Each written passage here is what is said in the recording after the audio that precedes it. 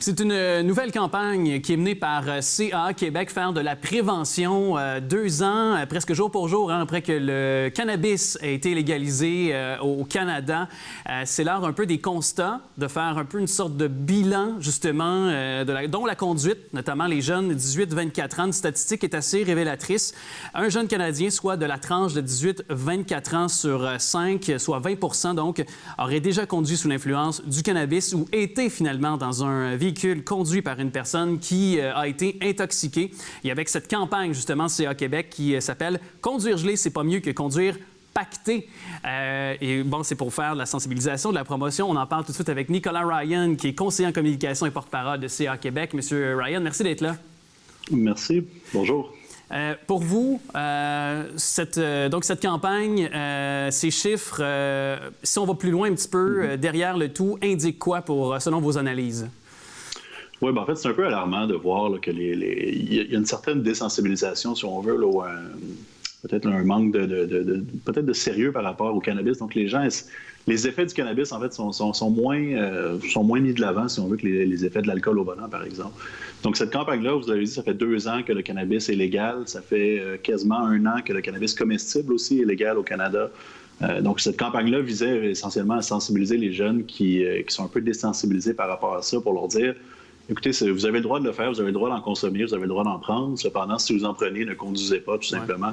C'est le message qu'on veut lancer aux gens parce que la sécurité routière là, est très importante par rapport à ceux qui vont consommer du cannabis. Et d'ailleurs, est-ce que justement, quand ça devient légal, il y a une banalisation dans le fond? Oui, nous, on parle de banalisation des effets. Si on regarde, par exemple, ce qui a été fait par rapport à l'alcool au volant dans les dernières années, il y a 40 ans, c'était banal de conduire avec une bouteille de bière entière. Même on disait, quand tu te fais arrêter, le policier va te demander une gorgée. Donc, aujourd'hui, ce qu'on dit 2 ans après la légalisation, c'est est-ce qu'il y a la même banalisation qui est effectuée par rapport au cannabis en disant: voyons, je suis un bien meilleur conducteur quand je consomme du cannabis. Il y a 12 % des répondants à notre sondage qui ont dit qu'ils pensaient que le cannabis n'avait soit aucun effet ou même amélioré leur performance de conduite. C'est particulièrement préoccupant quand on sait là, que c'est tout le contraire qui se produit. Là. Les effets du cannabis sont réels et nous, on veut vraiment inciter les gens justement à dire: bon, bien, responsabilisons-nous par rapport à la conduite automobile. Si on a consommé du cannabis, ayons peut-être un conducteur désigné, un peu comme ce qu'on fait avec l'alcool au volant, notamment. Bien, c'est ça. Et d'ailleurs, parce que les occasions aussi de prendre le cannabis, compte tenu que c'est devenu légal, les occasions sont différentes qu'avant. Avant, on se cachait. Et maintenant, on s'affiche presque avec un joint à la main dans la rue, presque, là, tu sais. Bien, exactement. Mais en même temps, au Québec, la légalisation s'est faite de façon un petit peu plus stricte. Donc, on parle c'est les gens de 21 ans et plus qui peuvent acheter du cannabis à la SQDC.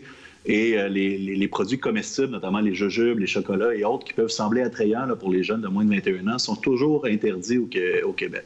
Cependant, nous, à CA Québec, c'est pas nécessairement la façon que les gens vont se le procurer. Nous, ce qu'on dit, c'est on reconnaît que les gens l'utilisent, que les gens en consomment. Alors, on veut poursuivre notre effort de sensibilisation pour mener justement aux gens à comprendre, par exemple, quand on consomme du cannabis. Est-ce qu'il y a une différence entre le cannabis ingéré versus le cannabis qui est inhalé? Absolument. Il y a une différence au niveau de la prise d'effet, il y a une différence au niveau de la longueur des effets. Alors, c'est ce qu'on veut dire aujourd'hui. On veut inciter les gens à se renseigner davantage et à prendre de l'information sur le sujet. Et d'ailleurs, pour un conducteur, par exemple, sous l'effet de la drogue, du cannabis, par exemple, versus de l'alcool, est-ce que les réflexes, les deux, vont être atteints? Est-ce que ce sera... L'impact va être de la même façon sur sa conduite pour un conducteur moyen, j'entends? Ouais, je vais vous donner un exemple. Nous, on a fait une simulation, en fait, avec des gens qui avaient consommé du cannabis selon différents paramètres sur des simulateurs de conduite. Et la plupart des gens qui ont passé ce test-là, en fait, ont échoué le test, que ce soit pour les nouvelles manœuvres ou des manœuvres un petit peu plus complexes. Les gens ont échoué le test. Ils avaient consommé du cannabis selon différences, peut-être après 1 heure, après 3 heures, après 5 heures. Ce qu'on remarquait, c'est ça, c'était un échec lamentable à ces résultats-là. Donc, quand les jeunes et les moins jeunes banalisent en disant « ça n'a aucun effet sur moi » ou tout ça, c'est faux. Ce que le cannabis fait, c'est que, en fait, on s'enlève les réflexes, ça enlève le jugement, ça enlève la concentration, et aussi, ça peut jouer notamment sur la compréhension de la distance entre les véhicules ou les obstacles. Alors, quand on prend tout ça mis ensemble, eh bien, c'est normal de dire « c'est dangereux », en effet. Alors, est-ce qu'on peut comparer ça à l'alcool? À l'alcool, il y a un taux qui est de 0,08, donc souvent on va dire c'est 2 verres environ, je crois. Est-ce qu'on peut faire la même chose avec le cannabis? Bien, absolument pas. Avec le cannabis, c'est tolérance zéro, tout simplement, puisque justement, les effets se font sentir là, soit assez rapidement ou même après une certaine période. Avec du cannabis ingéré, là, on parle jusqu'à 12 heures passées la consommation que les effets peuvent se faire sentir. Je veux pas nécessairement qu'on critique le gouvernement, que ce soit canadien ou québécois, mais est-ce que ça vient pas, cette responsabilité-là, aussi ce qu'on parle depuis les dernières minutes, de mener une campagne comme celle-là pour CA Québec, de peut-être plus faire aussi de sensibilisation auprès du gouvernement, de faire encore plus de messages de prévention, d'aller dans les écoles, et peut-être de sévir davantage lorsqu'on prend sur le fait aussi des récalcitrants, des gens des jeunes, entre autres, qui sont sous l'effet de la drogue? Oui, bien en fait, c'est ça, le gouvernement a son rôle. Nous, ce qu'on offre à CA Québec, c'est de travailler main dans la main avec le gouvernement. Donc, souvent, on va produire des campagnes qui vont être collaboratives, notamment avec la SAQ, par exemple.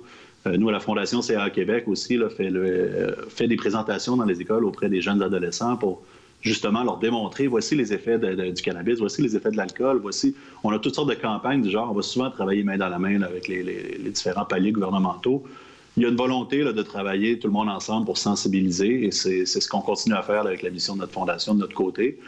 Cependant, là, c'est ça, on ne va pas critiquer le gouvernement. Ce qu'on va leur dire, c'est on va toujours être là pour les aider à sensibiliser et à amener l'information là, aux personnes qui doivent l'écouter et aux personnes aussi là, qui doivent par la suite l'appliquer dans leur vie de tous les jours. Et j'ai le goût de prendre les quelques minutes qui nous restent, M. Ryan, pour parler des fameux pneus d'hiver. Oui, absolument. Parce que... c'est le temps, en fait. Même, il est peut-être un peu tard déjà, mais c'est le temps d'au moins... Nous, ce qu'on disait à CA Québec, là, on a ce qu'on appelle la Semaine nationale de la prise de rendez-vous, qui était dans la dernière semaine de septembre. On l'a devancé d'une semaine cette année. Ce qu'on dit aux gens, c'est de s'y prendre le plus tôt possible et de ne pas attendre la cohue. La date limite pour chausser ces pneus d'hiver est le 1er décembre. Elle était du 15 décembre avant. Donc, c'est un 15 jours de moins là, que tous les Québécois ont. Alors, il faut s'y prendre très rapidement. Période de pandémie, en plus, les règles que les garagistes doivent respecter. Donc, on fait moins de pneus, on fait moins de voitures par jour. Alors, ça complique la chose aussi pour les garagistes aussi, là. Absolument. Donc, par exemple, un garage qui peut prendre 500 rendez-vous en une journée peut peut-être en prendre que 400 avec les différentes règles de la santé publique. Une autre chose à laquelle il faut penser cette année, qui est une année très particulière, en fait, il y a deux éléments. La première, les snowbirds. Les snowbirds ne peuvent pas traverser la frontière en ce moment. Là, on en a jusqu'au 21 novembre présentement au minimum. Donc, c'est ces gens-là qui habituellement quittent le pays avant justement que la date limite arrive. Donc, ils vont avoir besoin de pneus d'hiver s'ils veulent conduire au Québec, non seulement pour leur véhicule personnel, mais si, par exemple, ils voulaient quitter, si les frontières ouvraient le 21 novembre, et ils voulaient quitter vers les États-Unis et qu'il y a eu de la neige, leur VR aussi doit être chaussé de pneus d'hiver. Ça peut être extrêmement dangereux, là, des pneus qui glissent avec des véhicules de près de 3 tonnes, souvent, là, ça peut être très dangereux. Et l'autre élément, c'est qu'il y a beaucoup de personnes qui ont roulé tout l'été sur leurs pneus d'hiver, qu'ils n'ont pas changé au printemps dernier, qu'il y a une usure prématurée, alors ils vont se retrouver à l'orée de la nouvelle saison d'hiver avec des pneus qui n'ont plus la profondeur nécessaire là, pour accrocher dans la neige et qui vont devoir se procurer de nouveaux pneus. Puis quand on sait que notre sécurité est remise entre 4 morceaux de caoutchouc, Absolument. C'est très peu. Alors, évidemment, je pense qu'il ne faut pas lésiner sur la sécurité. Et c'est un message que vous nous rappelez en tout temps, d'ailleurs, avec cette nouvelle campagne, je réitère, qui a fait aussi sujet de conversation un petit peu plus tôt. Conduire gelé, c'est pas mieux que conduire pacté. Donc, pour faire la prévention sur les capacités qui peuvent être affaiblies avec la consommation de cannabis. Monsieur Nicolas Ryan, conseiller en communication et porte-parole CA Québec, merci beaucoup de nous avoir parlé. Merci, bonne journée.